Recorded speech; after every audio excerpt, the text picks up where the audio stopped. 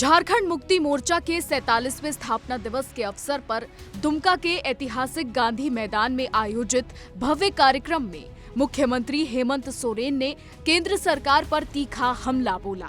मुख्यमंत्री ने कहा कि झारखंड देश को सबसे अधिक खनिज संपदा देने वाले राज्यों में शामिल है, लेकिन केंद्रीय बजट में इस राज्य की लगातार अनदेखी की जा रही है। बता दें, मुख्यमंत्री हेमंत सोरेन ने कहा कि देश के कुल खनिज संसाधनों का करीब 42% हिस्सा झारखंड से जाता है। इसके बावजूद जब केंद्रीय बजट पेश होता है तो झारखंड का नाम तक नहीं लिया जाता। उन्होंने इसे राज्य और यहाँ के लोगों के साथ खुला अन्याय करार दिया।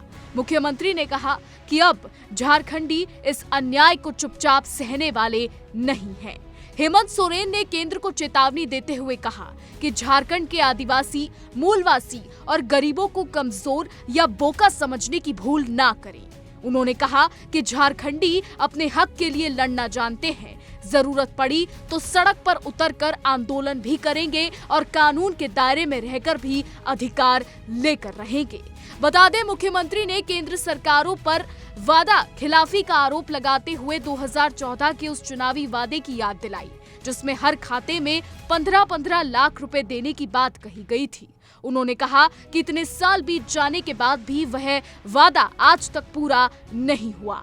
ये उदाहरण बताता है कि किस तरह झारखंड और देश की जनता को केवल सपने दिखाए गए। आपको ये भी बता दें कि मुख्यमंत्री ने भावुक होते हुए कहा कि ये स्थापना दिवस इसलिए अलग और भारी मन वाला है क्योंकि पहली बार गुरुजी शिबू सोरेन शारीरिक रूप से हमारे बीच नहीं है। गांधी मैदान में उत्सव, भीड़ और रौनक के बावजूद मन में खालीपन और उदासी है।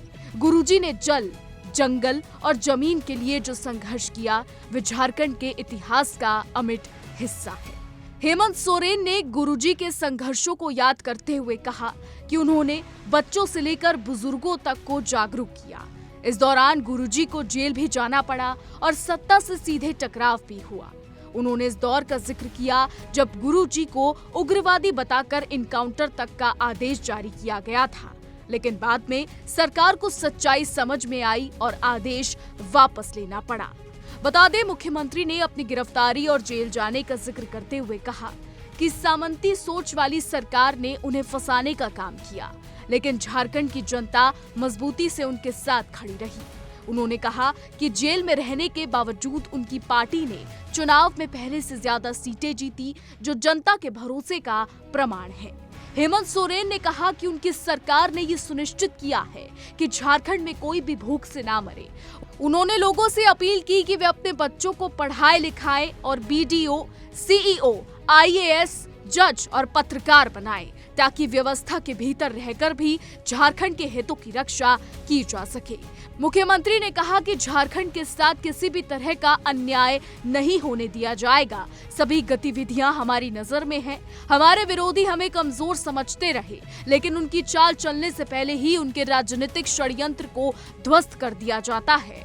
उन्होंने कहा कि अब झारखंड के लोग राजनीतिक चक्रव्यूह और साजिशों को अच्छी तरह समझने लगे हैं।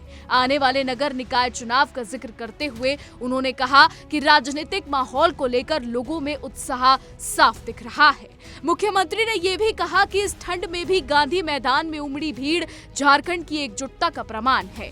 उन्होंने बुजुर्गों, माताओं, बहनों और युवाओं को नमन और जोहर किया। स्थापना दिवस पर दिशोम गुरुजी को श्रद्धांजलि देते हुए उन्होंने संकल्प लेने की अपील की कि सभी लोग अपने बच्चों को पढ़ाएंगे, लिखाएंगे और काबिल बनाएंगे। शिक्षा के जरिए राज्य, गांव और समाज का नाम रोशन करने की अपील के साथ उन्होंने राज्य के कोने कोने से आए लोगों के प्रति आभार व्यक्त किया। बताते चले कि कार्यक्रम के दौरान जेएमएम नेताओं ने केंद्र सरकार द्वारा झारखंड के साथ की जा रही कथित आर्थिक उपेक्षा का मुद्दा जोर शोर से उठाया।